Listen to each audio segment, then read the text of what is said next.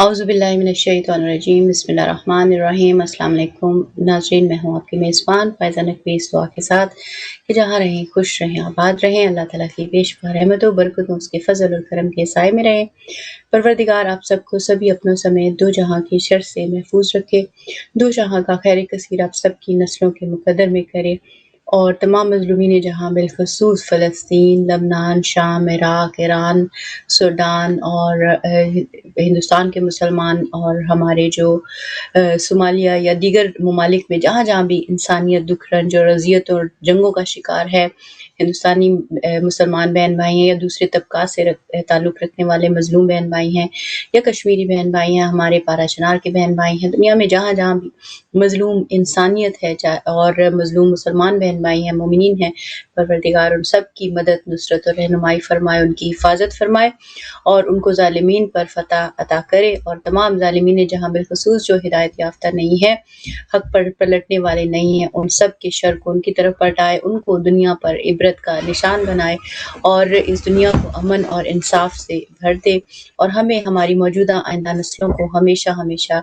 अपने रब ताला से और इमाम वक्त से किए गए अहद को पूरा करने और उसमें उस वादों को निभाने, उनसे किए हुए वादों को निभाने, उनकी राह पर सबकत ले जाने वालों, पहल करने वालों और उनके लिए रास्तों को हमवार करने वालों, उनके लिए मुश्किलात को अबूर करने वालों, उनके रस्तों की मुश्किलात को दूर करने वाले आवान और अंसारे इमाम ज़माना अलैहिस्सलाम में शामिल फरमाए और इस दुनिया को अमन और इंसाफ से भर दे और वक्त के इमाम के ज़हूर में जो है ताजील फरमाए इंशाल्लाह आमीन।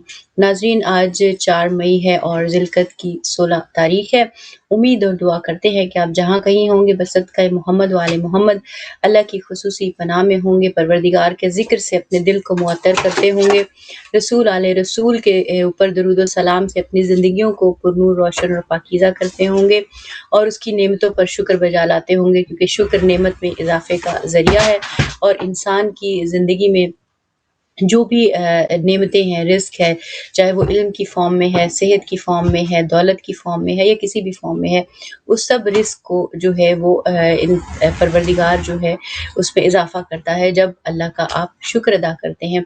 और सबसे बड़ा कमाल यही है कि इंसान अपनी ज़िंदगी में अल्लाह की रज़ा में राज़ी रहना सीखे, उसका शुक्र अदा करना सीखे और उसकी खातिर जो है जीना और उसकी खातिर मरना सीखे क्योंकि जो मोहब्बत हो या बुग़्ज़ हो वो अल्लाह की खातिर होना चाहिए, जैसे कि हदीस रसूल खुदा सल्लल्लाहु अलैहि वसल्लम में ऐसा ही आता है।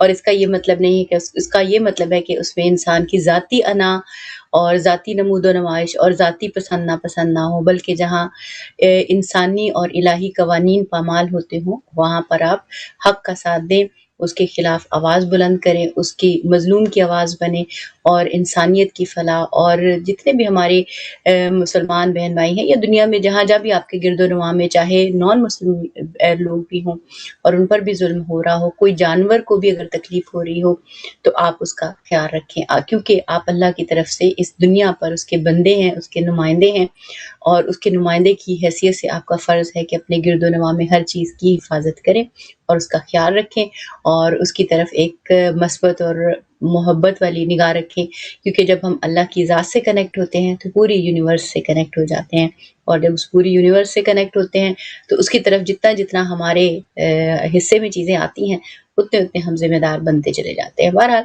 अभी हम बढ़ेंगे हमारे मौसम के हाल पे और देखेंगे कि आज ओवरऑल मौसम कैसा है।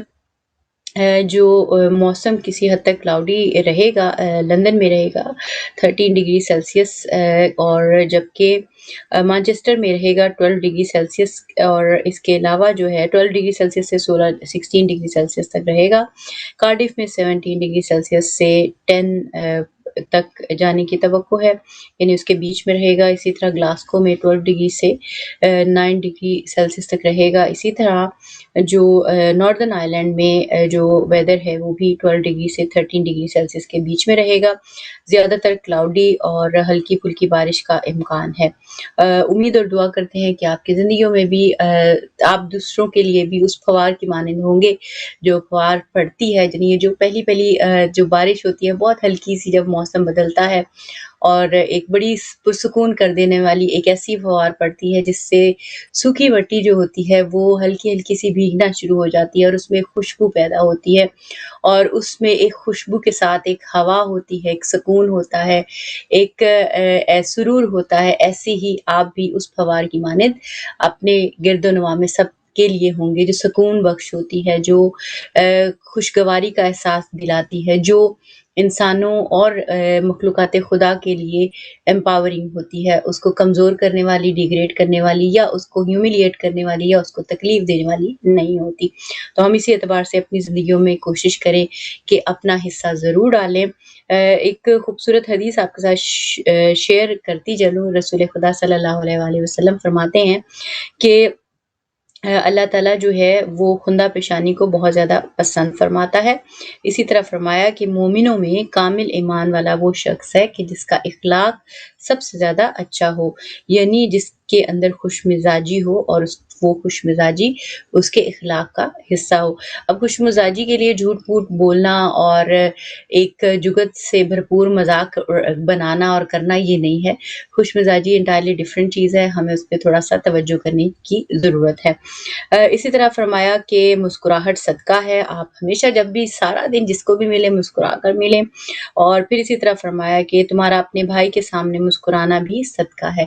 तो आज के दिन हम पूरी कोशिश करेंगे रसूल खुदा की इस हदीस पे चलें, अमल करेंगे तो इतनी मुश्किल नहीं है कि हम सबसे मुस्कुरा कर मिलें। तो आज हम सब पूरी कोशिश करेंगे कि आज पूरे दिन जिसको भी मिलेंगे उसको हम मुस्कुरा कर मोहब्बत से मिलेंगे और नरमी से मिलेंगे, ताकि रसूल खुदा की इस हदीस को हम अपना सके और देख सके कि इसके बाद हमारे पर असर क्या आता है और गिरदोनवा में कैसा माहौल बनता है। आज एक्सपेरिमेंट हमें ज़रूर करना है।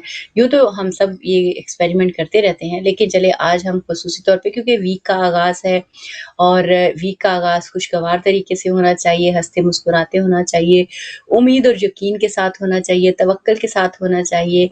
और हमारी जो वीकली प्रायोरिटीज़ हैं, मंथली प्रायोरिटीज़ हैं और जो इस साल की प्रायोरिटीज़ हैं उनको सामने रखते हुए जो हमारे गोल सेटिंग हमने कर रखी है, चाहे वो हमारी मेंटल हेल्थ से मुतल्लिक है, सेहत के फ़िज़िकल हेल्थ के मुतल्लिक है, या हमारी स्टडीज़ या हमारे किसी भी इकोनॉमिक गोल्स को लेकर है, बिज़नेस को लेकर है, या किसी भी प्रोजेक्ट पे आप बतौर बिज़नेसमैन या वुमेन काम कर रहे हैं, तो उस पे हम कोशिश करें और अपना काम ज़रूर करें।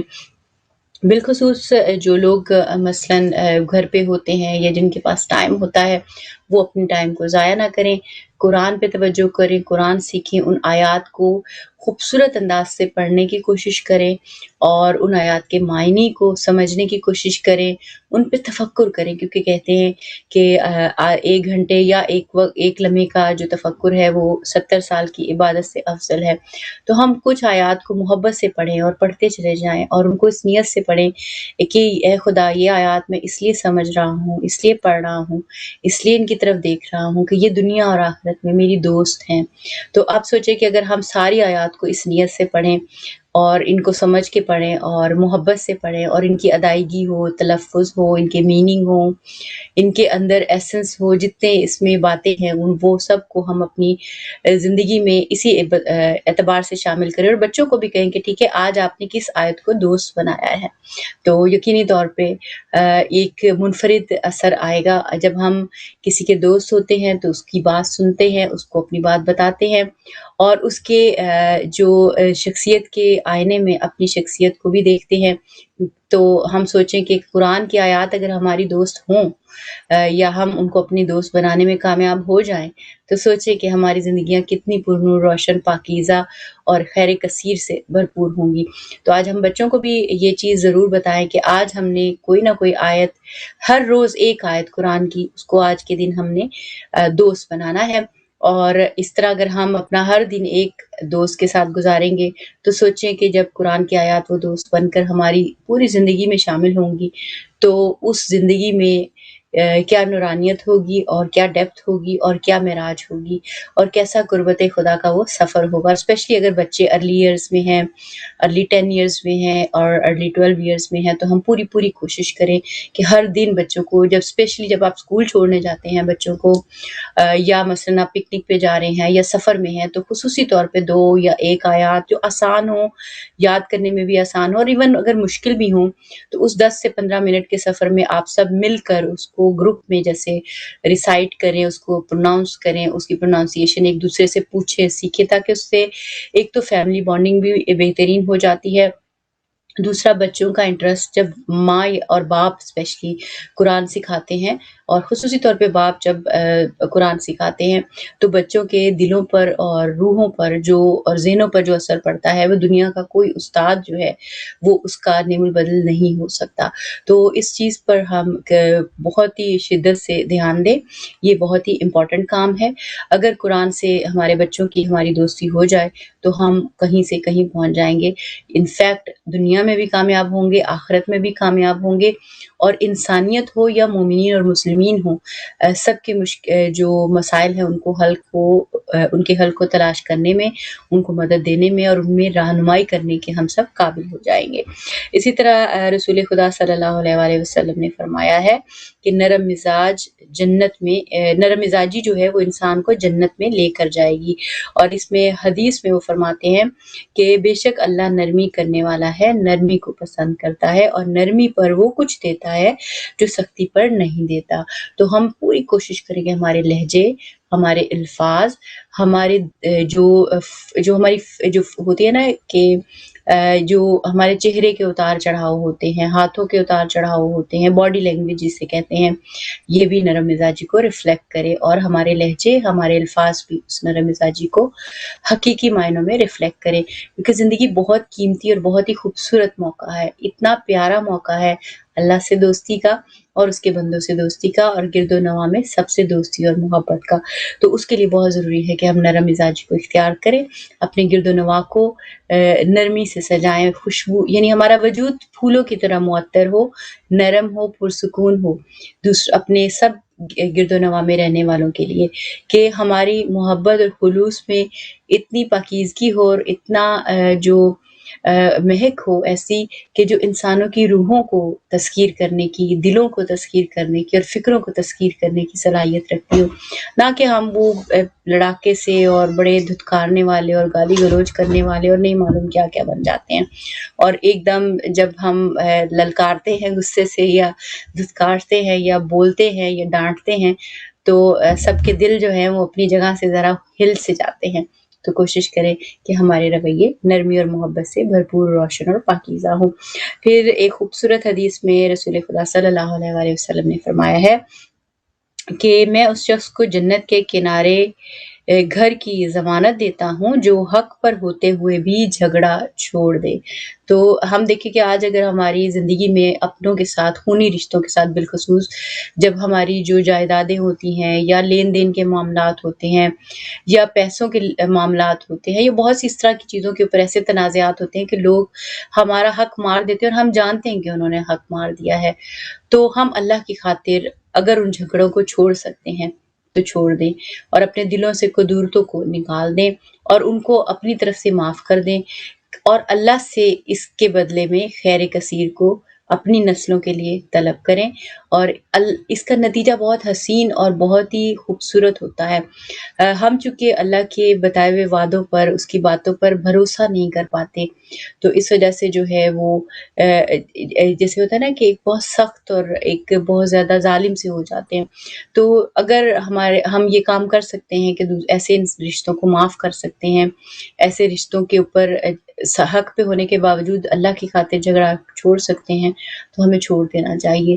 کیونکہ ہمارا یہ چھوٹا سا عمل اللہ کے نزدیک کتنی جو خوبصورت مقام رکھتا ہے، جیسے کہ رسول خدا نے فرمایا ہے کہ اس شخص کو جنت کے کنارے گھر کی ضمانت دیتا ہوں جو حق پر ہوتے ہوئے بھی جھگڑا چھوڑ دے. تو اتنا بڑا انسان کے لیے دیکھیں، اس عمل کے لیے، اس دنیا کی چھوٹی سی زمین، چھوٹا سا ٹکڑا، چھوٹی سی دولت، چھوٹے سے پیسے چھوڑنے پر ہمیں جنت میں گھر مل رہا ہے. تو اس سے بڑھ کر کیا چاہیے انسان کو؟ اور سب سے بڑھ کر انسان کو اللہ کے قرب کو جانا چاہیے، رسول خدا اہل بیت کے قرب کو چاہنا چاہیے، یہ سب سے امپورٹنٹ ہے۔ اور ایک جو آخری حدیث آپ کے ساتھ شیئر کرتی چلو، پھر انشاءاللہ ہم اگلے سیگمنٹ کی طرف بڑھیں گے۔ اس میں جو ہے اس میں ہم بات کریں کہ جو مسکراہٹ کے اوپر، جیسے کہ ہم نے پہلے بھی بات کی تھی کہ جو مسکرانا ہے وہ بھی عبادت ہے، اور نرمی اور جھگڑے جو ہے ان کو چھوڑنا انسان کو جنت کے رستوں پر لے جاتا ہے۔ اور نبی مکرم صلی اللہ علیہ وآلہ وسلم سب سے زیادہ تبسم فرمانے والوں میں سے تھے۔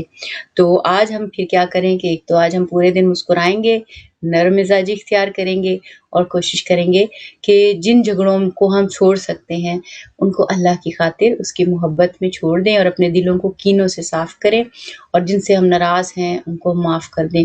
بے شک وہ نہیں بھی طلبگار، نہیں بھی شرمندہ اپنی بات پر، کیونکہ انہوں نے نہیں ہونا، اگر وہ ہونا ہوتا تو وہ پہلے یہ حرکتیں نہ کرتے۔ تو ہمیں اپنے دلوں کو کیوں کسی کی وجہ سے گندا رکھنا ہے، یا میلا رکھنا ہے، یا سیاہ رکھنا ہے؟ ہمیں تو رب کا دوست بننا ہے، اس کی قربت چاہنی ہے، رسول خدا کی قربت چاہنی ہے، تو ہم نے تو وہ کام کرنے ہیں جو ہمیں ان سے قریب کر دیں۔ پھر اس دنیا کی کیا اہمیت ہے؟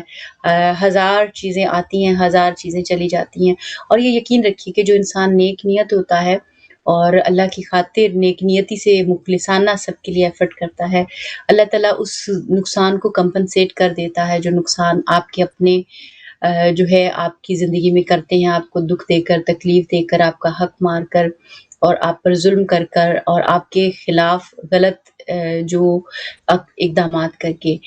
لیکن اگر ہم ان دشمنیوں کو پالتے رہیں، نسلوں تک لے جاتے رہیں، تو پھر ظاہر ہے یہ اچھی چیز نہیں ہے۔ پر ابھی ہم بڑھیں گے ہمارے بہت ہی پیارے اگلے سیگمنٹ پر، اور اس میں ہم جانیں گے کہ مولانا غلام حسین عدیل صاحب اہل بیت کے چشموں سے کون سے خوبصورت موتی چن کر لائے ہیں، اور ان کو ہم اپنی زندگیوں میں کیسے سجا سکتے ہیں۔ بڑھتے ہیں، ہدایت ہو آپ کی جانب۔ اعوذ باللہ من الشیطان الرجیم، بسم اللہ الرحمن الرحیم، وبہ نستعین وہو خیر المعین۔ اللہم انا نرغب الیک فی دولۃ کریمہ تعز بها الاسلام واہلہ وتذل بها النفاق واہلہ، وصلی اللہ علی محمد وآلہ الطیبین الطاہرین المعصومین المنتجبین الہداة المہدیین سیما بقیۃ اللہ فی العالمین۔ اما بعد فقد قال الامام جعفر الصادق علیہ الصلاۃ والسلام: اربعۃ یذہبن الضیاء مودۃ تمنحها من لا وفاء لہ۔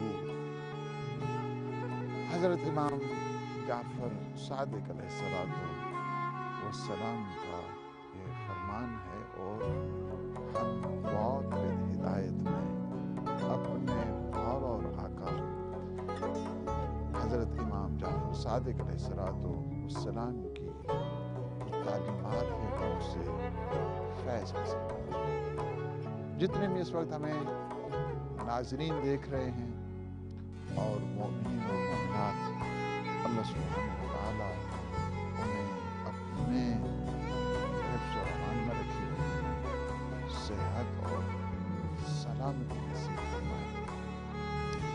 امام علیہ السلام فرماتے ہیں، دیکھیے بہت اور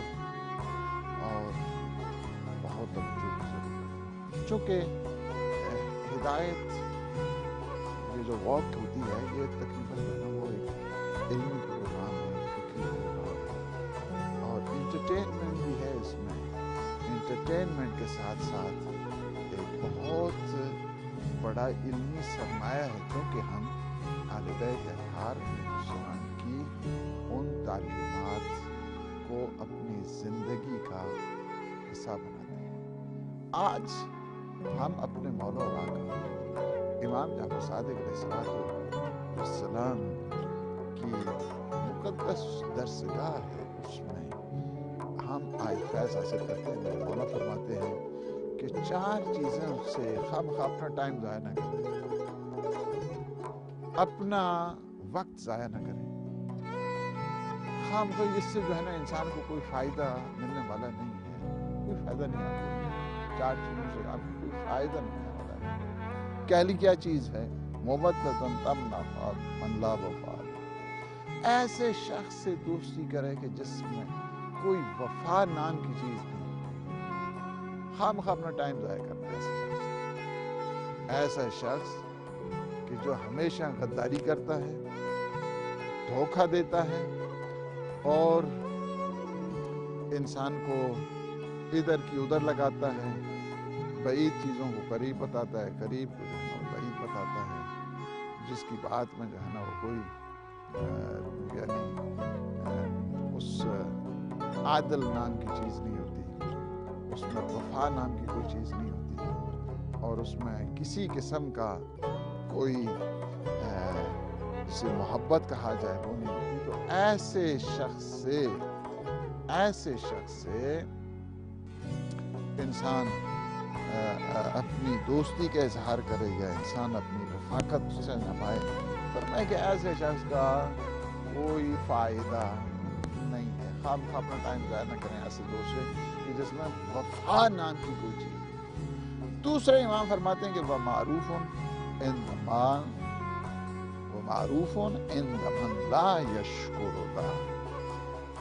ऐसे शख्स पर एहसान करना कि जो शुक्राना नहीं आता, बस आप एहसान करते जा रहे हैं, वो बिल्कुल जो है ना उस साहब वो बल्कि खुद मिन्नत चढ़ा रहे हैं, एहसान आप करते जा रहे हैं और उसका जो है ना वो कोई थैंक यू नहीं है उसके लिए, उसमें कोई जो है ना तशक्कुर नहीं है, कोई शुक्रगुजारी की उसमें मंजिल नहीं है, बस एक किस्म का राय खैर का डाकू बना हुआ है। तो ऐसे शख्स के ऊपर एहसान करने का कोई मतलब भी नहीं है, जिसमें इतने एहसास नहीं है। हैवान के ऊपर भी अगर कोई एहसान करे तो वो हैवान भी याद रखता है, और ये किस किस्म का है कि इस किस्म के इंसान है कि इस पर जितना भी एहसान करें और इसे कोई याद ही नहीं है, कोई शुक्रगुजारी नहीं है, कोई तशक्कुर नहीं है, कोई थैंक यू नहीं है।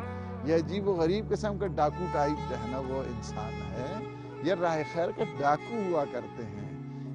मौला imamjafaresadiq अलैहिस्सलाम एक हदीस में फरमाते हैं कि ये राह खैर के डाकू, किसी ने पूछा राह खैर के डाकू कौन होते हैं? फरमाया राह खैर का डाकू वो है कि जिस पे एहसान किया जाए वो एहसान का पलट के उसको जवाब न दे, तशक्कुर न करे, थैंक यू न करे। तीसरी चीज जो मौला फरमाते हैं कि वह इल्म इंदमान लस्तिमा अलहू। ऐसे शख्स को इल्म सिखाया जाए कि जो कोई कान न धरे, सुने ही नहीं, बात ही आपकी नहीं सुनता, तो आप टाइम वेस्ट कर रहे हैं ना खामखा अपना जी। ऐसे आदमी के ऊपर आप टाइम ज़ाया न करें कि जो आप सिखा रहे हैं और वो सीख ही नहीं रहा है, वो कान धारी नहीं रहा है, इल्म की तरफ जा ही नहीं रहा है। तो फरमाया कि ऐसे शख्स के साथ ऐसे शख्स को इल्म सिखाना एक फजूल सी बात है, और उसको जो है ना वो आपको वो समझ ही कुछ नहीं रहा है, नहीं वो कान धर रहा है।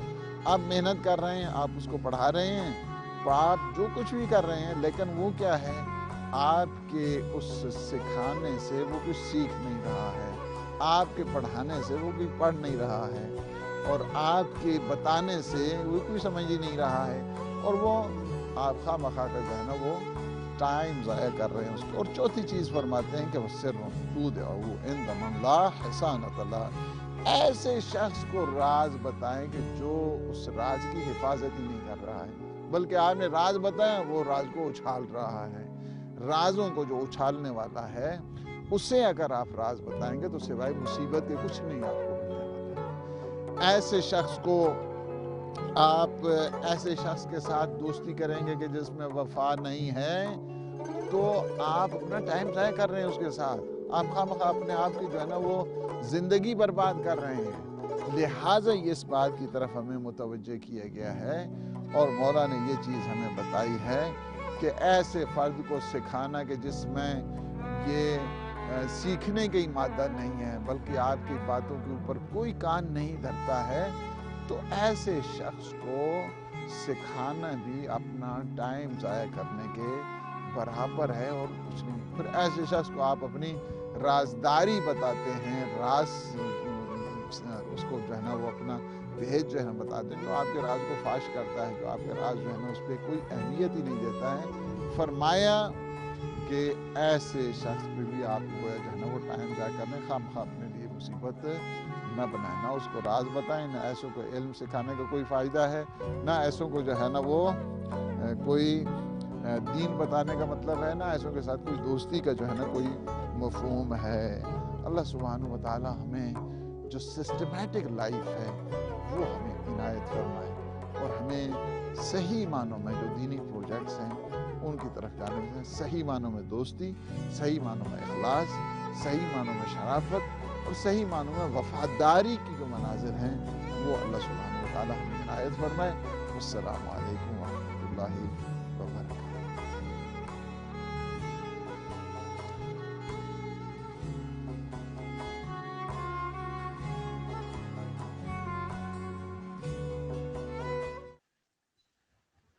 ویلکم بیک ناظرین، ہم حاضر ہوئے آ کے بہت ہی خوبصورت پیغامات کے بعد، اور جیسے کہ انہوں نے بھی بیان فرمایا کہ وقت ضائع نہ کریں، تو ہم اپنے وقت کو قیمتی جانیں اور ہر لمحے کو ایسا سمجھیں کہ ہم اپنے لیے آخرت کا رزق کما رہے ہیں، اور آخرت کا رزق ظاہر ہے اس دنیا میں بہتری لانے کے ذریعے سے ہی کمایا جا سکتا ہے۔ آپ کے پاس جو لمحے موجود ہیں، جو وقت موجود ہے، جو ریسورسز موجود ہیں، ان میں اپنے گرد و نواح کو سجائیں، اپنے گرد و نواح کو امپاور کریں۔ مثلاً کسی کے پاس یہ کیپیسٹی ہے کہ وہ مثلاً درخت لگا سکتا ہے، تو وہ اپنے گرد و نواح میں بہت ساری شجرکاری کرے، جو اپنے ایریا کو کلین کر سکتا ہے، کروا سکتا ہے، وہ کام کر لے۔ جس کی جو کیپیسٹی ہے، جو ایبلٹی ہے، جو اس کے پاس اسٹرینتھ ہے، اگر کوئی کسی کو پڑھا سکتا ہے تو وہ اپنے محلے میں، گرد و نواح میں، رشتہ داروں میں دیکھے کہ کون واقعی پڑھنے والے لوگ ہیں، جو واقعی سنجیدہ اسٹوڈنٹس ہیں اور ان کو وہ ہیلپ کر سکتے ہیں، تو آپ یہ کام کریں۔ اگر آپ اپنے گرد و نواح میں کسی جھگڑے کو سلجھا سکتے ہیں، رشتوں کو بچانے میں، گھروں کو بچانے میں، بہن بھائیوں کے بیچ میں نفرتوں کو ہٹانے میں، اور رشتہ داروں میں دشمنیوں کو ختم کرنے میں، تو آپ وہ کام کریں۔ اپنے ہر لمحے کو اللہ کے بندوں کی بہتری کی سمت استعمال کریں، چاہے وہ انسانی اعتبار سے ہمارے بہن بھائی بنتے ہوں، چاہے وہ دینی اعتبار سے بنتے ہوں یا خونی اعتبار سے، تو اس سارے اعتباروں سے ہم پوری کوشش کریں۔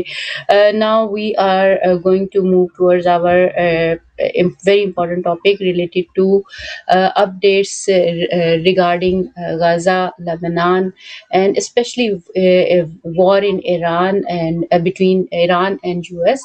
And we will try to understand the implication of this war on the whole region and on the global level as well. We do have a respectable, prestigious guest with us, Dr. Inayatullah Darabi. We welcome him on the show. Assalamu alaikum, Dr. Saab. Thank you so much for joining us today. I'm really grateful for your time. And inshallah, hopefully, Sister Sakina Dato will join us soon as well.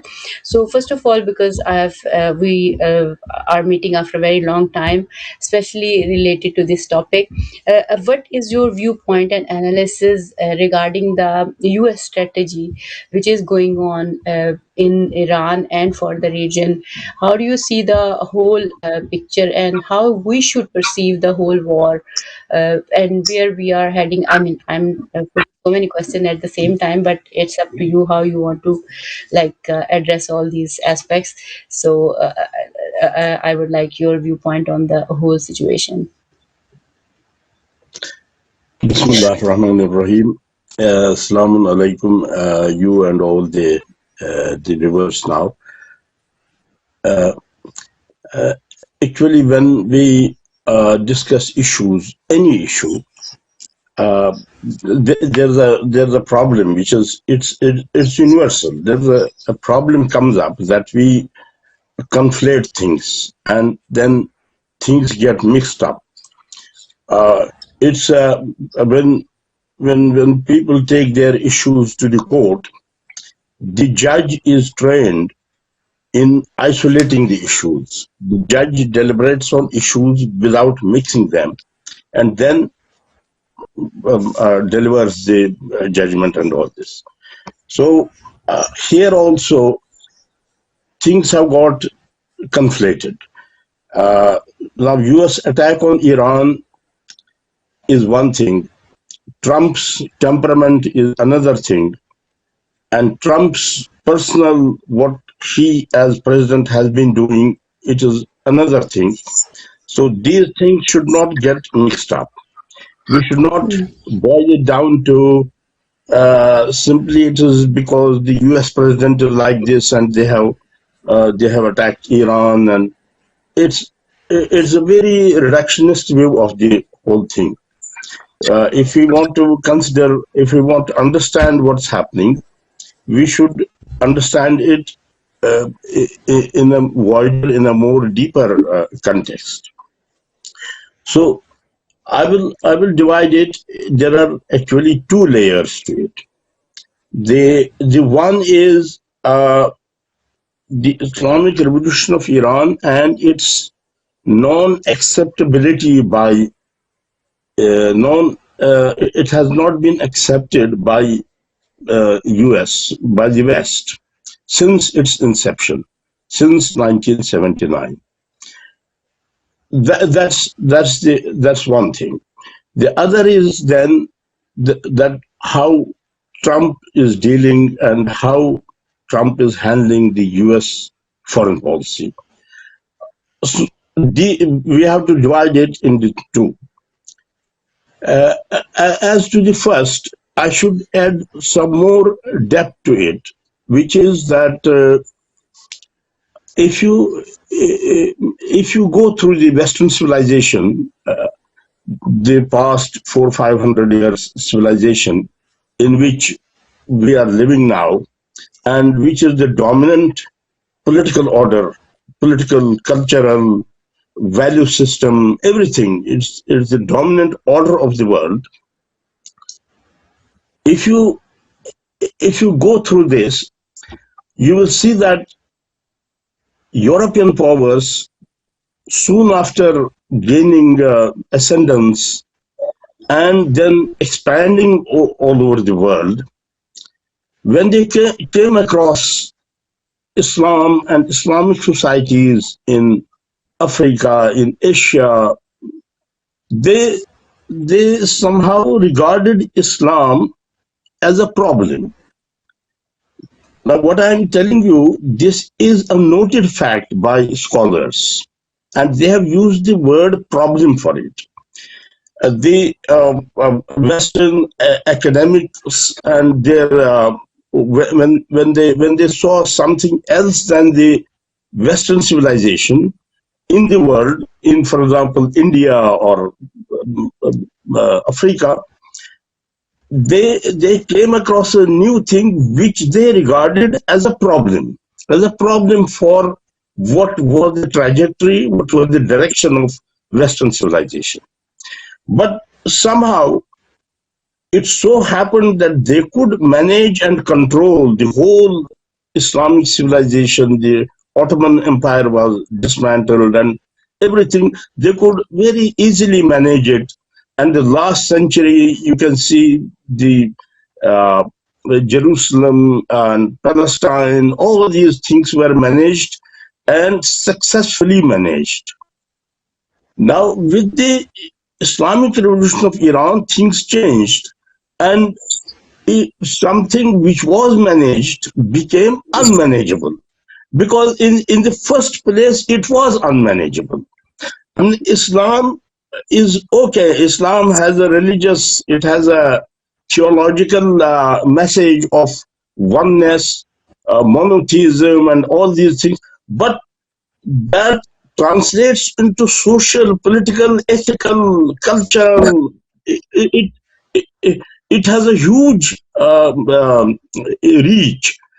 So it was never possible that a civilization, the Western civilization, which was thoroughly materialistic civilization and which regarded human progress as mainly and merely and exclusively economic progress, it was impossible that Islam will say yes to it. It was impossible that Islam will not confront it. But somehow it got managed, which means that perhaps the Islam that West saw before the Islamic Revolution of Iran, the Islam which was prevailing in Ottoman Empire and others, was not the Islam of Prophet. It was something else then. But as soon as the Islamic Revolution happened, it confronted this unjust order. It confronted that there will be there is tyranny, there is injustice. It confronted this. So this was the first this was the first layer of understanding that what is between Iran and USA, that the Islamic Revolution has not been accepted by the political order, dominant political order, USA. That's why there are no diplomatic relations. And what we are seeing now, we saw the martyrdom of the leader. People think these are new things. These are not. These are not new things. They had attempted the martyrdom of Imam Khomeini way back in 1980. It was an operation which was planned for 6 months. They perfected it. They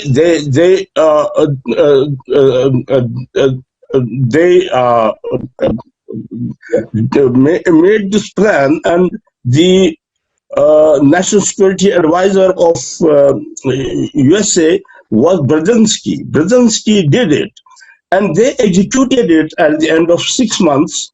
But somehow, you can call it some miraculous thing happened, that the plane that had flown to do this was lost. And then Saddam Hussein was asked to attack, and Saddam Hussein imposed a war on Iran. As we see this time that a war was imposed on Iran, similarly, a war was imposed, and 8 years war was imposed on Iran. So new things are not happening. This has happened because they have not accepted Iran. They have not accepted the Islamic Revolution. They have not accepted the Islamic revolutionary movement of which Iran is the child. Iran is born out of that movement. And the West, the dominant political order, they have not accepted it. This is one thing. The other thing is then Trump's handling of foreign policy and Trump's deciding to go for war. And this we should understand in this way. It was Barack Obama who did this nuclear deal. And if you recall, Obama, at the end of doing this nuclear deal, he said, this is the worst thing that we could do. But this was the only possible thing. Other things are further worse. They are even worse than that. So the nuclear deal was the least of the worst. And he did it. But Trump did not follow that wisdom. Trump thought that no, we can achieve it by simply going to war and finishing. And it was basically a finishing operation. If it was not, then the martyrdom of Imam Khomeini and taking out the main leadership, that would have not been done on the first day. It was done on the first day with the hope that now things will change. There will be an upheaval against the regime and all this, what they call the regime. And that was what was planned, but that did not happen. So, so Trump's approach was that we could do it by war. Now, we are, it started on, I think, 28th of February. So many weeks have passed. Trump also has come to realize that nothing has happened. His plans have not succeeded. And there's a lot of, I think, your other guest will perhaps throw more light on what's happening in US public opinion, in US Congress and all this. that's a separate thing. But I want to tell you that these are two layers of understanding this issue. One is the permanent, one is the deeper non-acceptance of Islamic revolution by the West, and they always wanted to finish it. The other is Trump's current approach of doing this by going to war, because Trump thought that what others could not achieve, he can achieve, and he wants to do for America when he says MAGA and make America great again. He wants to get rid of all the irritants, and the biggest one was Iran, and he thought we can get rid of it, but that did not happen. Further, I can expand on this, inshallah. But if I stop here, you may go Sure. to your. We will come back on this same point where you have left. So we have Sister Sakina with us. Assalamu alaikum, Sister Sakina. Thank you so much for joining us today. Really grateful for your time. Moving on to the current updates related to U.S. policy, and we have just recently heard that America has, I mean, you can say Trump has announced a Project Freedom, which is started today to get the freedom for for the control of the Strait of Hormuz. So how do you see the current situation between US and Iran? There was the ceasefire negotiations were going on as well, and I guess if I'm not wrong, they have given Iran has given kind of 14 points agenda to America, and America has sent some other points as well.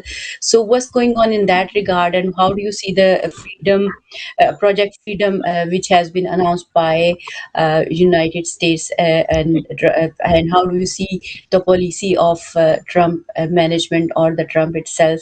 How do you see? Is it just the Trump own personal policy, or is the American policy? Like obviously they have Congress, they have Parliament, and all that. So how do you see? And this is an individual effort, or is this is the effort in combination of whole government or something? Thank you, Sister Faiza, and thank you for having me. So the U.S. foreign policy, if we start very quickly there, U.S. foreign policy for a very long time, if you listen to Jeffrey Sachs, who talks about this quite clearly, that there's been a policy in place for many, many years that they needed to take out 7 different countries in West Asia and North Africa. And this is because, for me, this is twofold. One is the imperialism and the status of the U.S. hegemonic control cannot expand without taking out these countries, because they were countries that resisted America's imperialism in the region. And 6 of these countries are gone, Iraq, Syria, Libya, all of them, except for Iran. So on that context, it is not just a Trump's decision. This is a foreign policy of the US. However, the other aspect of it is the Zionist control of today's, and forever's, U.S. Policy. And so the attack on Iran was also because it stops the expansion of the Zionist state. We know that they want a greater Israel. And this is something that's not even, at one point when we used to talk about these things, we were told we are conspiracy theorists. But today, if you listen to the Hebrew media in Israel themselves, they talk about this openly, about how, they want to expand. They've already expanded into Syria. Obviously, Lebanon is a big issue. If there wasn't a resistance in Lebanon, they would have already walked in there. So Iran is not just by itself, but by its support of other resistant movements, has not allowed this expansion of the Zionist entity. So these are the main 2 reasons why Iran is, being attacked. Trump, I agree with Dr. Andrabi that, Trump is one of those presidents who doesn't see the red lights or the red lines. Other presidents attempted this. It has always been a policy, but they listen to the advice of experts who say to them, when you enter Persia and you enter Iran, you cannot win. Uh, and Iran is a very old civilization. Many different empires have tried to conquer Iran, and they have not been able to. People always who try to conquer got conquered themselves by trying to invade Iran. So the others had the same ambitions, but they weren't blinded to go into it in a way that Trump has. Trump also has surrounded himself with a complete Zionist, and therefore, because Trump is known not to listen to no, everybody around him just says yes to him in everything, including when they see that whatever he is doing is also bad for America itself, and that this is suicidal mission.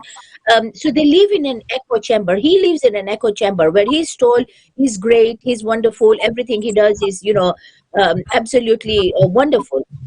So you needed a president like Trump to actually wage this war.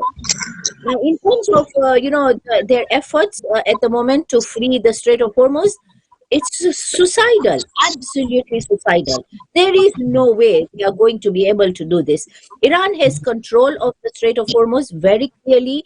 The terrain of Iran, and we've seen. I mean, before this latest war started on Iran, this aggression on Iran, even those who were friends of Iran did not believe that Iran could sustain this.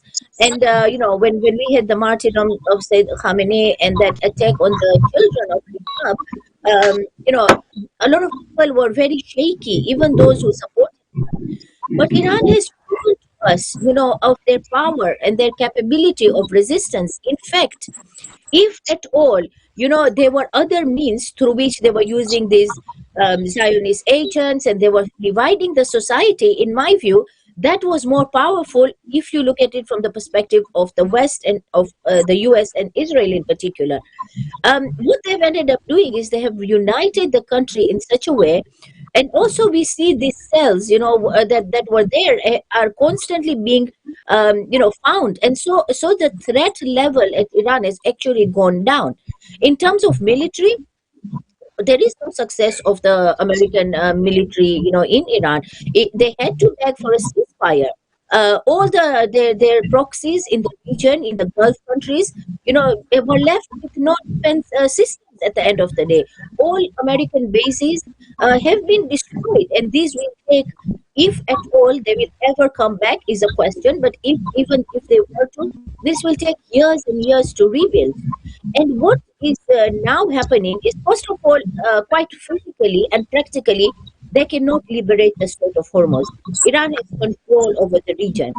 But also, if they try to do anything else and to invade, which we are seeing a military, build-up, then Iran has said very clearly it's going to, retaliate. And retaliate in this context means Gulf countries. So, assassinate any more Iranian leader, they're going to assassinate, these kingdoms in the Persian Gulf, which could lead to actually freedom of this region, because these regions are not free. There's no democracy over there, even though democracy in the Western context is not an answer to this region at all. And of course, things like desalination plants or energy infrastructures, if Iran is attacked, they will attack those countries, and they will have, these countries depend on the Strait of Hormuz for even basic food. And if their desalination plants are gone, they will literally not be able to survive. The other aspect of it is also the weather, which is not in their favor. It's heating up now, coming towards summer in the region.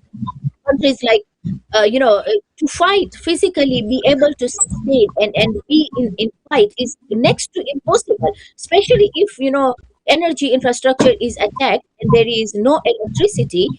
Iranians are resilient, and Iran is also a very, very big country physically. But these Gulf nations, the soldiers cannot even fight because of the heat that is going to be there. And there is, imagine, no water. Strait of Hormuz is closed. There is no food coming in. There is no energy going out. Of course, there are many talks about how the UAE has now left OPEC, and then they are exploring alternative, options and routes. This all looks good on paper, but in practical, this is very, very difficult. There is also the issue of the Yemen, who has not entered the war. The Bab al-Mandab Strait, which has not been utilized. And there are many other things within Iran, the weapons and strategies that Iran hasn't shown yet. So I think America is a suicide mission, and Iran will definitely. That's very true. It looks like Trump is in a kind of in such an end where he doesn't have way out at the moment, and we don't know exactly what kind of way out he'll be able to find. So, Dr. Rabi, what as where you left last time, as you were mentioning that this dominating political order did not accept. Obviously, Iranian revolution or Islamic revolution in Iran, so they couldn't they still did not accepted it as well, and they think that they can finish it by attacking Iran and all that. So you left where you left. I would like you to build on the same part, and if you could add something more to what Sister Sakina has mentioned about Trump policies regarding state of Hormuz. It doesn't look like that he would be able to achieve any success over there, and if he can't, which is apparent in one way, but obviously things can shift anytime, any moment, in any way. So, how do you see the future of U.S. policy or the power structure, which had already been there was unipolar world and then bipolar world or something like that, and then now there are multiple countries who are emerging as world power.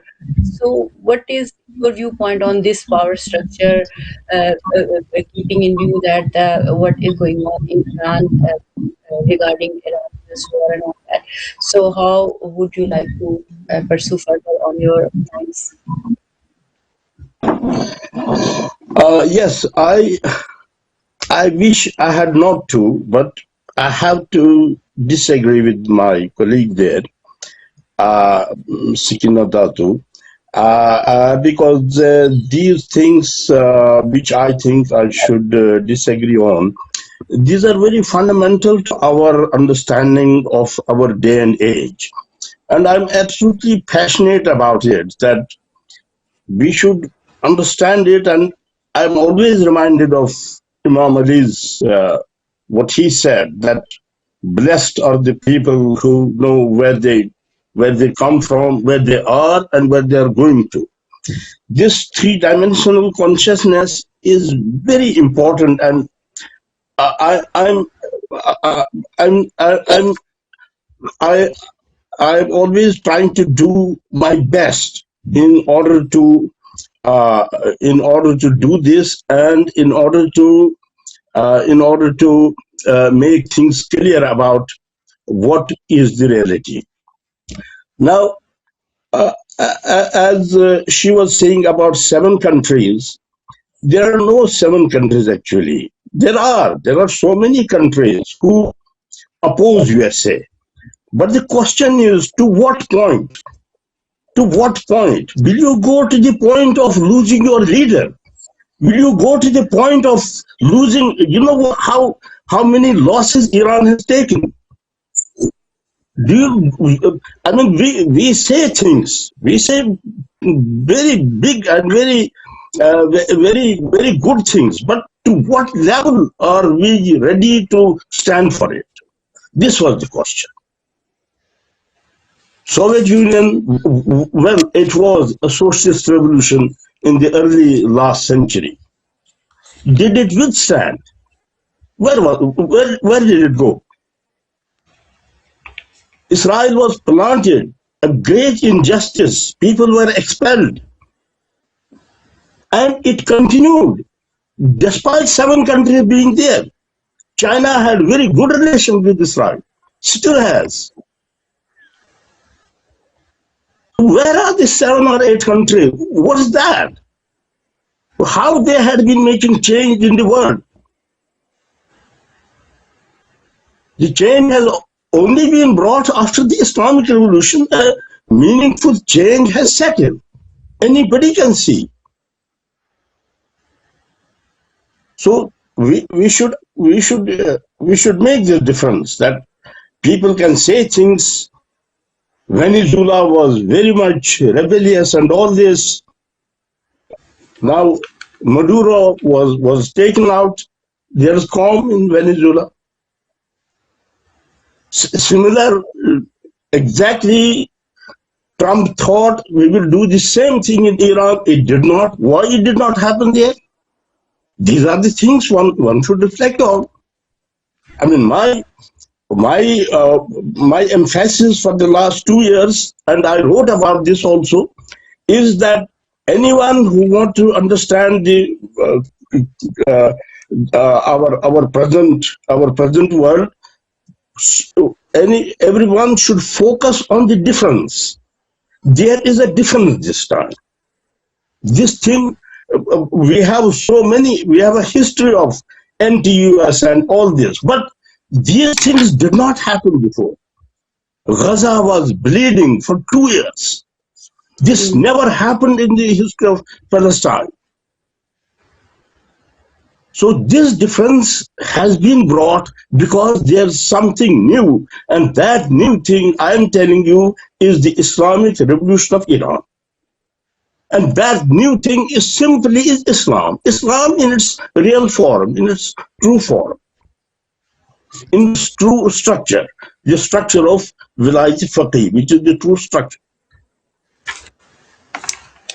And the other thing is that I won't expand on that because that's a different subject, but an important subject, and a very important in the sense that it's very much in our narratives about the Zionist and the Israeli, Great Israel.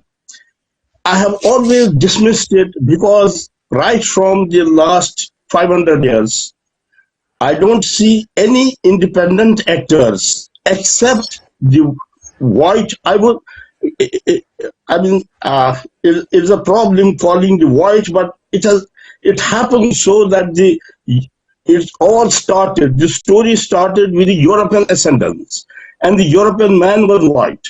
It did not happen because he was white, but since it happened, they brought the slaves, they created capitalism, they created empire, and who created it was white. So sometimes we call it white, but it's not a color racist comment. What I'm saying for the last 500 years, it's only one Western man who has been in charge.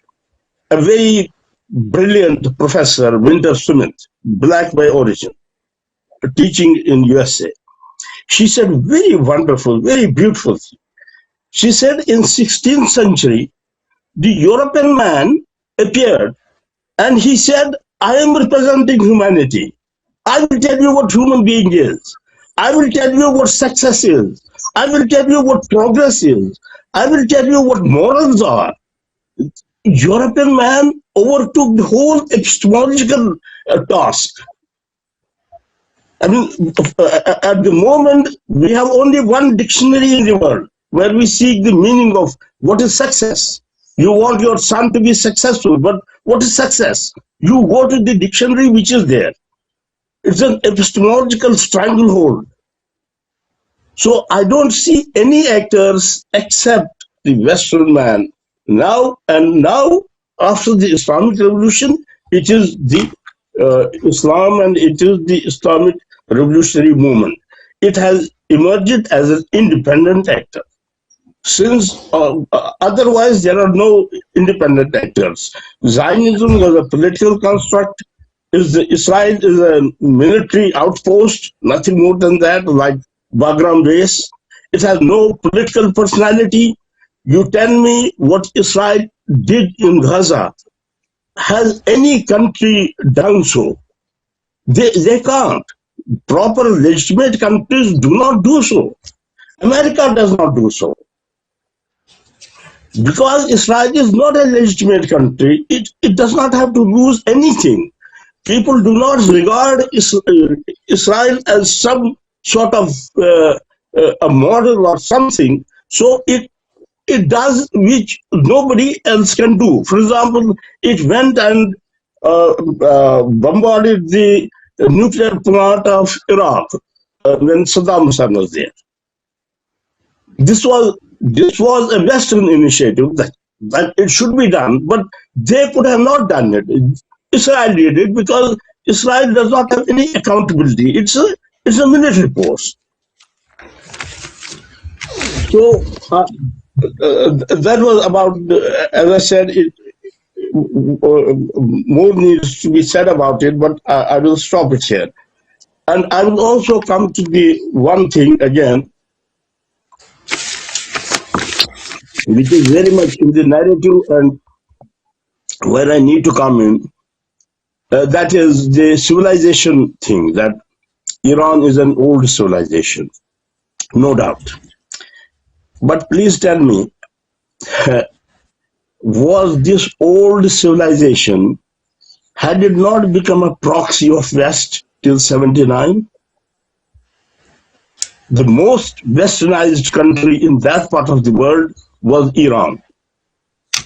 It had sold its body and soul to USA, this old civilization. And Shah represented this civilization.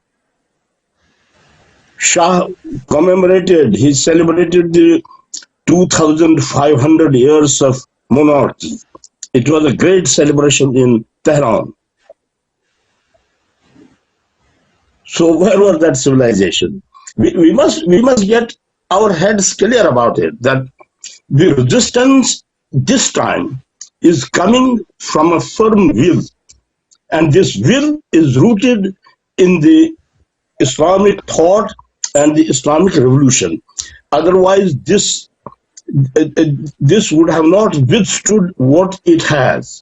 And it's very clear in the statements of late Imam, the present Imam Mujtaba Khamenei, and I mean there are you don't have to you don't have to connect things. It's explicit and it's clear. So those were some of the things I wanted to clear, which had come up. And as I told you, I will not stop here, and maybe some further things will come up. And Sure, no problem.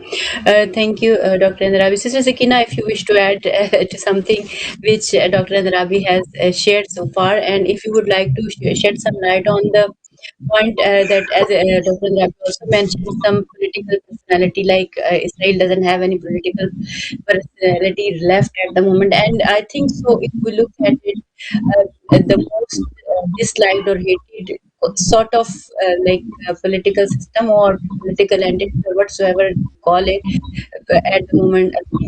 How do you see that, how the world is watching this country, which is not even a country, it's the legitimate state in one way. So what do you think, what they have achieved so far, especially because they are not stopping in Gaza, they are not stopping in Lebanon. Is so much bloodshed going on, and they are bombing Lebanon. So, like, they're finishing and just making it the way they did in Gaza. So, how do you see the situation, current situation, especially in Gaza at the moment, which is buried under the war of Iran and US at the moment, but its atrocities are still going on there. So, if you can shed some light on these two areas as well, what's going on there, what are some updates, and what we really need to look at. Sure. I mean,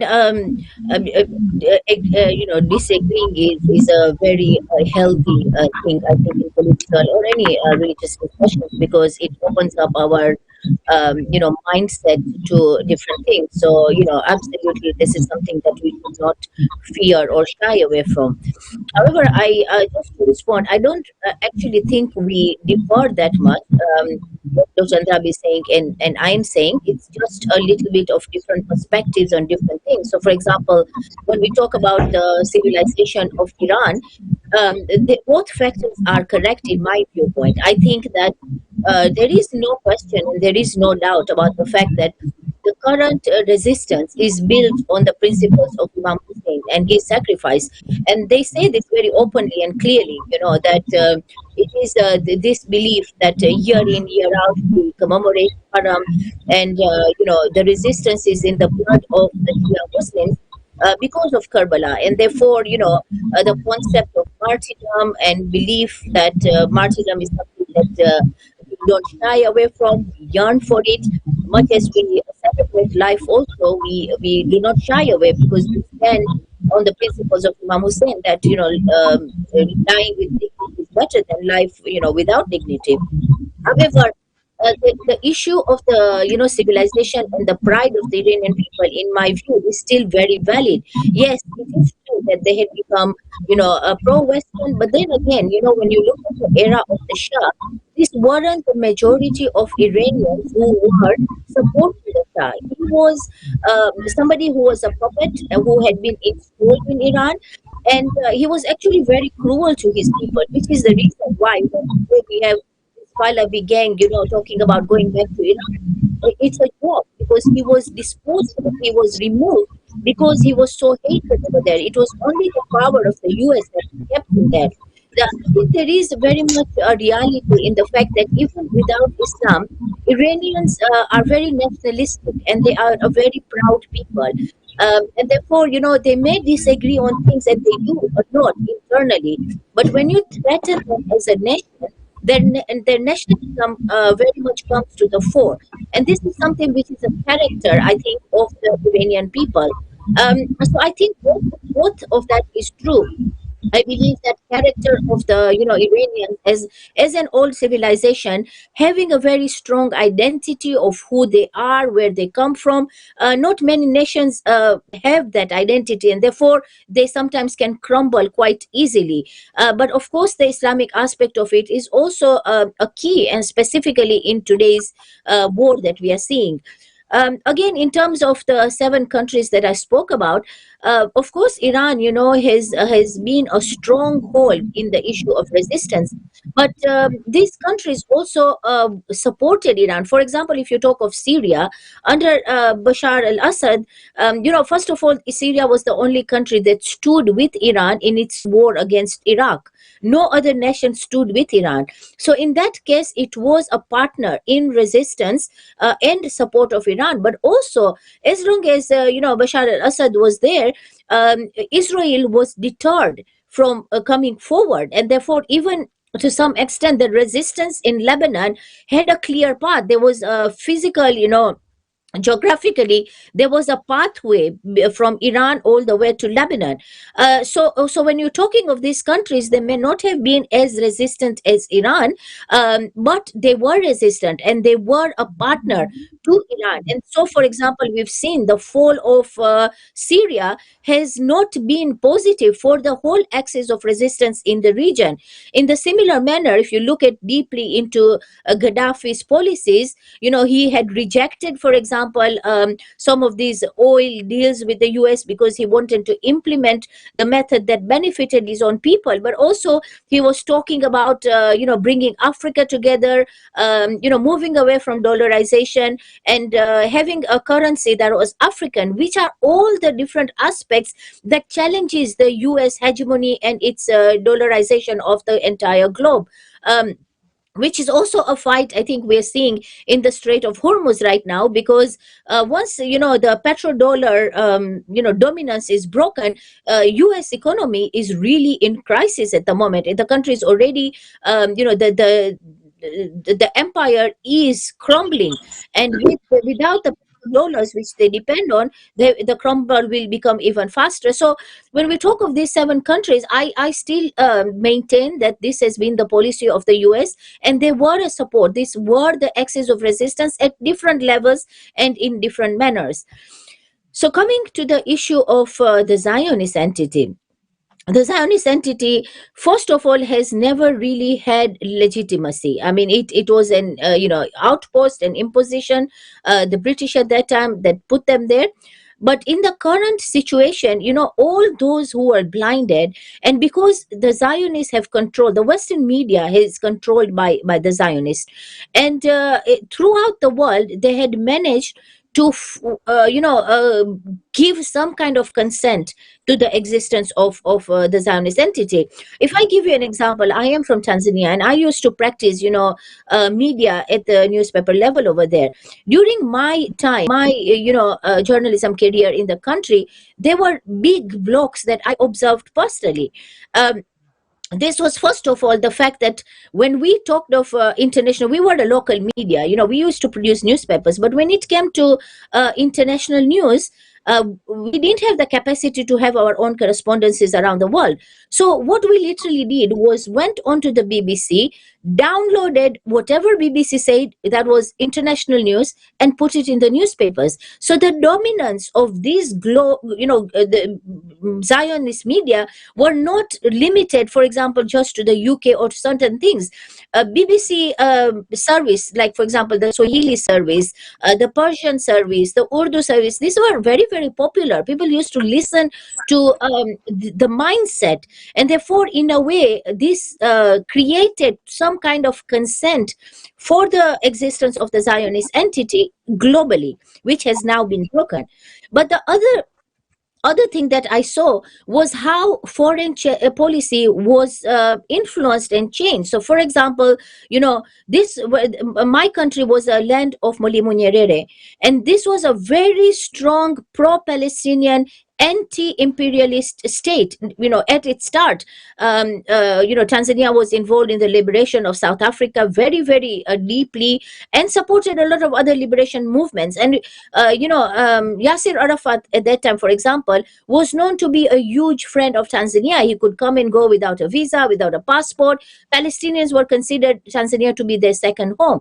And during my practice of journalism, I saw how that changed completely. Today, you cannot have pro-Palestinian demonstrations on the streets of Dar es Salaam, which is an absolute change from the time when we were the host of the whole liberation movement. The country's been taken over. The army, for example, in Tanzania is being trained by the Zionists. The entire identification system is in the hands of companies that are Zionists. Therefore, every single Tanzanian details are with the Zionist entity. And this has an impact when you come to the issue of security of the country in such a way that today the country cannot oppose anything because all its military secrets are known by the Zionist entity. So this was some kind of a change that created consent for this Zionist entity. So much as it was born of illegitimacy, they had penetrated quite a lot. That has changed today. I think still not at the level of, say, the governments, which for various reasons are not able to all oppose very openly. And this is true all over the world, whether you're talking of Tanzania, leadership, or you're talking of the Gulf countries or Pakistan. All of them, the governments may be complicit, however, the people are not. And I think the reputation of the Zionist entity after October 7th, after the genocide that has been perpetrated, is gone massive. Even in the West, when we are talking, we talk to ordinary people on the level, and the hatred not only towards Israel but towards Jews as well is on the rise. So when they talk about anti-Semitism, for example, and say, we are anti-Semitic because we are opposing Zionism, in reality, the Zionist entity has increased anti-Semitism themselves by creating this genocide. So there is a lot of people, people in these countries, in the Western countries, what you see on the streets when we go to, for example, pro-Palestinian marches is only a small percentage. A lot of other ordinary people who don't speak out, who will not, say anything, but they hate the Zionist entity with a passion. Sometimes, you have discussions. I've been heard about this, when you have builders in your house, or you will have cleaners come into your homes, and if you broach the subject of Palestine, you realize these people are very, very anti-Zionist, but they are not going to be out there and speaking, and so it's not known. And way back, right at the start of the genocide, 70% of the British population had opposed the genocide. And today, if you look at it, I'm sure it is in the 90s. The younger generation is completely another aspect. Most of the young people, whether in all Western countries, are very anti-Zionists. But again, it doesn't come to the fore because maybe these people either don't have the voice, the platform, or don't have the power as yet, and we are still living under systems that are oppressive and that are threatening to us. So we talk about the freedom of the press, but or freedom of speech, but we don't really have that freedom of speech, and we've seen this through so many activists and journalists who have been targeted. The legitimacy of Israel to exist, I think, doesn't exist, and its acceptance in the world has really, really gone down. We watch how when in different countries, tourists go, how ordinary people in Thailand, in other countries we've witnessed, who literally say to them, "Don't come to our restaurants," So they are very much hated, but as a country, we can't even call it a country because really it's not a legitimate country, but as a Zionist entity and regime, they only exist there because of American power, because America keeps them in power, and the Gulf countries sustain them. If the Gulf countries were really not there or were opposed to them, they wouldn't last a day or two. So it is countries such as the UAE who actually make it possible for them to exist. But I think, if we're going forward and looking ahead, Iran is a major, major deterrence to the ambitions of the Zionist entity. And therefore, I believe Iran has already won this war. And I think as we go forward, if Trump keeps, he doesn't back off right now, already, even if he was to back out right now, we are going towards recession in terms of global economy. But if he keeps on, then, forget recession, we are into depression. In a certain period of time, the whole global economy will be in depression, and this doesn't augur well for the US or any of the Western countries. Europe is already in decline, and therefore they will not be able to sustain the Zionist entity in its first place. So I think, globally, when I look at it, I see very positive things, even though at the moment there are many, many sacrifices. You mentioned Lebanon. Lebanon is facing a really difficult situation. But again, don't look at it just on one side. They are also giving hell to the Zionist entity. There are so many casualties on the side of the Zionists, who are being targeted by the resistance in Lebanon.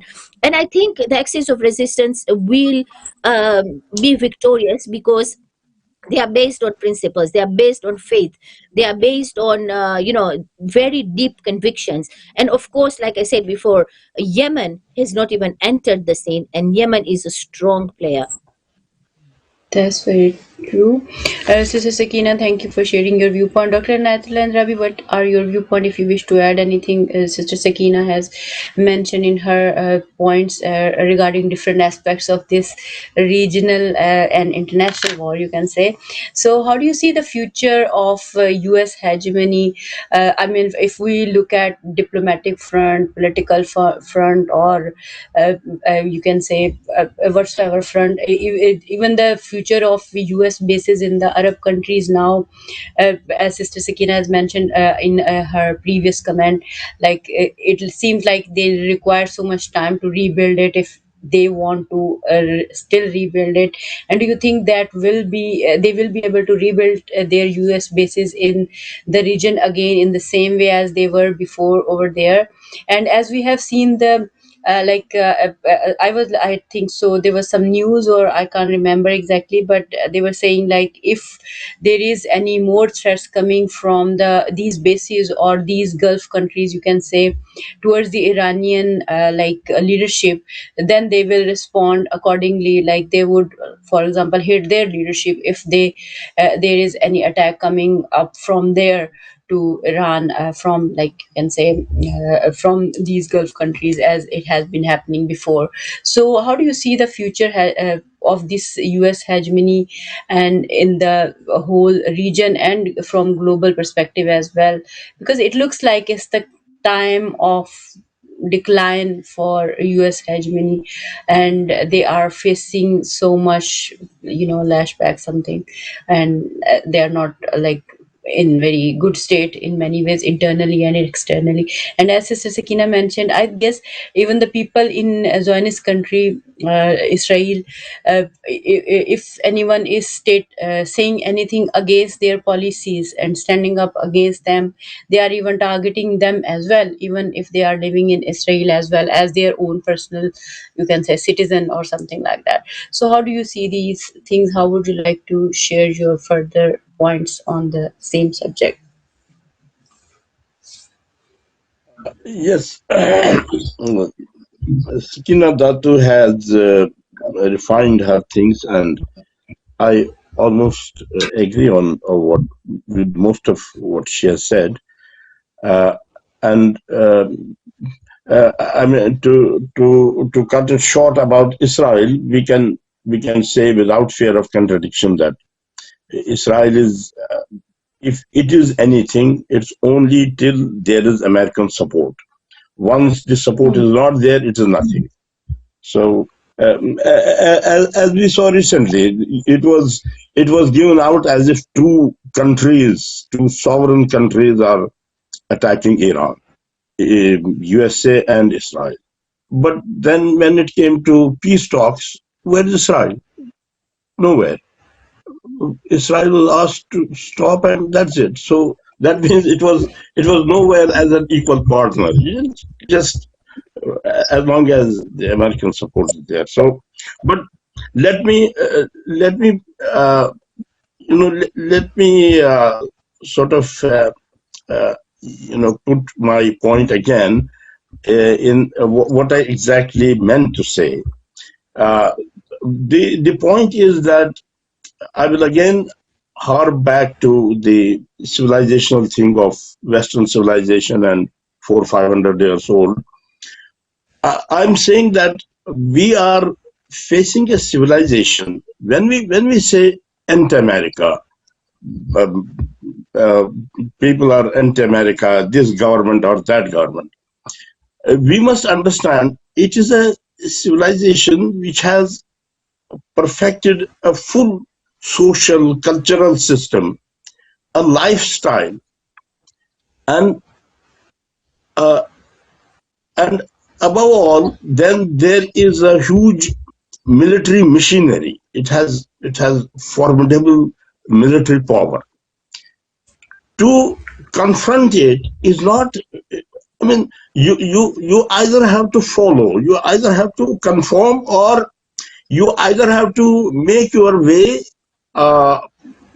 not displeasing or not confronting the dominant political order, but finding your way, as for example Turkey does. It finds its way, but it's not confronting. But when it comes to confronting, then the problem is that people do not withstand, as I was saying, the costs one has to it involves. People do not withstand that, and we are often we talk about nationalism and nationalist leaders. Nationalism is itself a disputed thing in the scholarly world. People dismiss the idea that there's anything called nationalism. It's basically patriotism, which has given a negative,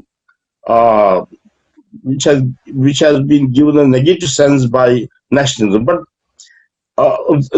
that's not to be discussed here. What I'm saying that our empirical evidence, what we have seen with our eyes, not in the past, what we have seen around is that these nationalist people, at the end of the day, when you know, when they faced difficulties, when they could not achieve things, they simply surrendered or they simply compromised. Take, for example, Yasser Arafat, someone who gave up everything in his life and was in military uniform all along till his death. Did not married somewhere when it was very late. But then he signed the accords and he gave up a lot of Palestine. Take a small example of Kashmir. In Kashmir, we had the organization called National Conference, which stood for the individual culture and individuality of Kashmir within India. They said we are a different nation, we are a different culture. Then in 2019, India erased all that, and National Conference. I mean, this was the National Conference's what is the French word that raison d'être? I mean, they stood on that. It was the logic of their existence. But when India when BJP came down heavy-handedly, they could not do anything. Paper tigers. So this is the story all over. That's why I'm saying that we should make a difference between the response now. It is much more than that, and there's a clear reason. The clear reason is that it is embedded in a different paradigm. It is embedded where the view of life is different. If you don't take a different view of life, you cannot withstand the glamorous Western civilization. Unless we saw the great martyrs in 2024 in Lebanon, in elsewhere, great pure souls who were martyred. And why? And what did they say? Because they thought they are transitioning from this world to another world. They took a different view of life. Unless the view of life is not there, you can't withstand the dominant Western civilization paradigm. This was the point I wanted to make. And I acknowledge, I realize how people have resisted, Muslims, non-Muslims, so many, how they have resisted imperialism, British, American, how they have done, but at the end of the day, they have not been able to withstand. That was the basic point. I'm not sure if any time is left, or should I continue for a moment? We do have kind of 15 minutes, so you can take like 7 minutes or 5 minutes, or remaining time I will share with Sakina. Yes, yes. So coming to the present in U.S.-Iran standoff. We must understand that this is going to be consequential. The world will be different after this. The main things in this is Iran's takeover of Hormuz. Iran will be having, in the coming days, they will be having a major session also, and they will legislate in this regard, that they have a right on Hormuz. And this is a big game changer. This will create a lot of, this will simply change things. And now, this is one thing. The other thing is that in United States, things are also changing, and the current administration, they had to submit the bill, how much money they want. It was 25 billion or something. They are not. They are hesitating because they think they may not they may not get the money, and they are now doing so many circumvention.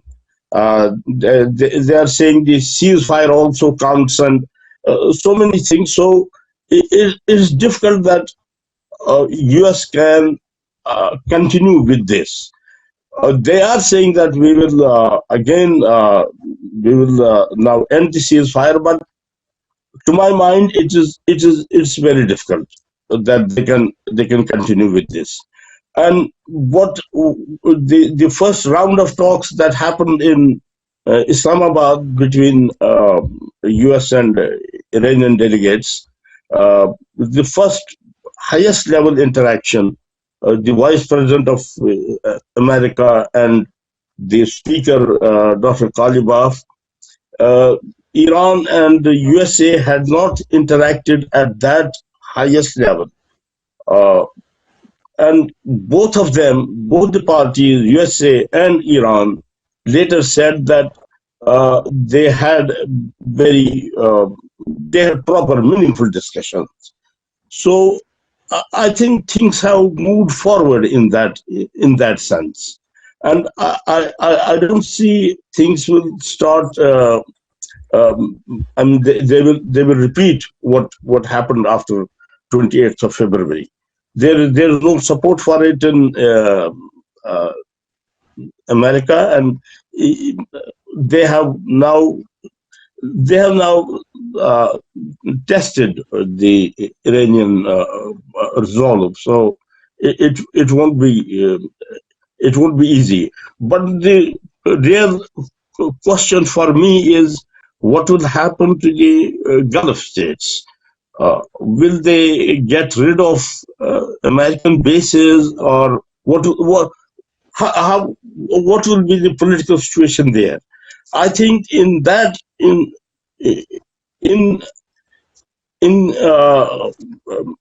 how things will happen there. One of the important factors is China. Because as China could make Saudi Arabia and Iran, the pact was signed and China brokered it. So something similar may be repeated with others also. But as Skira was talking about UAE is this time it's Israel. It's a proxy Israel. It's worse than Israel.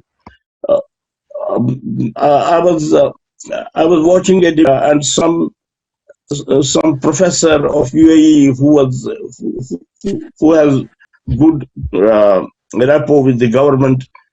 The Indian journalist Barkadat was asking him, "Will you get rid of these American bases? They have not done anything good to you." But he was emphasizing that we will deepen our relation with the USA. I mean, some of them think like that the real danger comes from Iran, and we should do anything to counter that danger. So that is something which we have to see what happens in that regard. But also, I will end by telling you something interesting. I don't know if it is interesting or if it is ironic. I'm not able to give it a proper term from yesterday. I have been thinking about it to give it a proper label. But it was recently a Republican senator or House representative, I'm not sure, but a Republican. He said that, yes, they have been, what has been made clear, what has emerged from the last so many weeks, that Iran has not been defeated. So the people who say that war is not the option, we should not go for war. But now they say that after Iran has resisted, it has become clear that Iran is very strong. So can we tolerate a very strong Iran, or should we, again, as I was telling in the beginning, should we go to finish it? I mean, Iran's strength has emerged in these weeks. Iran, before this, they would speculate. Someone would say Iran is very strong. Someone would say no, it's not. But now its strength has become manifest. And for those who do not want Iran, they think we should go to war because we can't tolerate because they are strong. They can't be ignored. So this has emerged. This I was saying, to me, it looks interesting as well as ironic, because after this resistance, now they say that because they resisted, so they have emerged as strong. So we should go to war. So this is the current. These are my observations on what is now happening currently and what's going to happen. So I think I should end here. And as I said, it is definitely, it was not a one-off skirmish or one-off standoff. It will be definitely consequential. World is in a process of change, and this has accelerated it. Thank you, Dr. Narabi. Sister Sakina, what is your viewpoint? It is the way Dr. Narabi has concluded his point of view. How would you conclude the future of US in the region, as well as the global implication of his policies? How do you see that? Because not only like diplomatically, politically, economically, and in many layers, US is like facing so much negativity globally as well, not only from the people but from the head of states as well, as we are watching from a different news channel and stuff like that. So how do you see the future of US policy in the region, and how would you like to conclude on the point of view of war between US and Iran, where it is heading? How would you like to conclude? So let me start with that last point that Dr. Andrabi mentioned. Basically, I would say, Americans were debating about how long it would take to destroy Iran, how powerful it was. And now they've reached a point whereby it is proven. It is no more a debate. It's been proven how strong Iran is. And so that, of course, becomes more of a threat than before for the Americans, but also more of a deterrent to go to war. I actually believe that we will see another round of war. I mean, given the military built up in the region, because I think, any sane person would look at what has happened and say, let's pull back for now. Iran and US will never agree. They will never come to a peace, conclusion. The differences are fundamental. If we look at those 14 points that Iran has put forward, there is no chance in the world that Trump, who is controlled by the Zionists, are going to accept that. So that is, in my view, that is completely out of the question.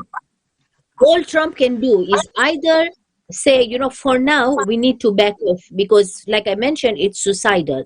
The more he is going like a bull into a china shop, the more he's getting hit. So the sensible thing would be to say, declare in his own style that he's won this war, that he does in his own style, and back off, because that would not only be better for America and the region, but for the global, the whole global economy. This would be the best scenario at the moment. But I don't think that this is going to happen, because first of all, like I said, they're living in an echo chamber, whereby they're not listening even to experts within their own administration. We've seen how so many people were sacked, the experts within the American administration, because they did not agree with Trump, or rather told him very openly that this was not good, they were not going to win this. And so now he's surrounded by people who are just yes men, and tell him everything he wants to hear. But also he's a narcissist. He's like, it's all about him. I believe he's not even fully sane. I think he's suffering from physical, mental health issues, and he's not able to make correct decisions, even if you only looked at it from the perspective of the good of Americans and the West themselves. And so I do think that he's a showman. He is a reality TV host. He sees all these political moves as something that he leaves for views and likes of the entire globe, and therefore he wants to come out of this to be seen as a strong man. He loves, for example, when Prince Charles recently was in the US, he likes to feel like he's a king too, and then he's meeting other kings and equally. So he has this very delusional mindset about himself, and because of that, I do believe that he may attack Iran the second time, and this would be catastrophic for America. When we are talking about catastrophic, we've got to be realistic also, and realize that it still is the military might. So much as it's going down, any empire or any stronghold that is going down is actually most dangerous towards its end, because it's like a rabid dog that is eating all over the place because of trying to survive. And so I think in the next few years, we are going to see the worst side of this crumbling empire. It is crumbling, no doubt about it. But unless there is a real consensus in the US and they manage to remove him and bring in a different kind of a leader, who is thinking, they will never be pro-Iran. I mean, that is imperialism, and the nature of empire will never be pro-Iran, will not want peace in the long term, but at least not in the style of Trump, which is also detrimental to the West itself. Other than that, I do see that he's into this. Unfortunately, people on all sides will suffer more, will die more. I don't see Iran getting shaken as a nation, but of course there'll be losses, and this is not good for anybody, and we don't want Sister, to go. sorry to interrupt you here. We just have with like 2 minutes, so if you can conclude it just in Right. case. Okay.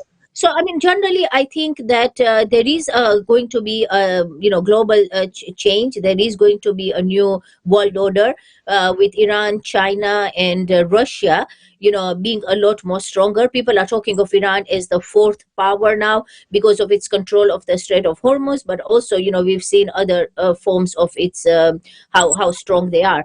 There is a change. This change is not going to be overnight, so it's not like tomorrow we expect America to fall, but there is a massive change. And the last point I want to make is that when we are talking, for example, of the fall even of the Zionist entity, which I believe will happen at some point, this is good for West Asia, but for those of us who are living here, this is actually not good, because where do you think these people will go when there is no state? They're going to come back to Europe and to America, and there is already Israelization or Zionization of Europe, for example.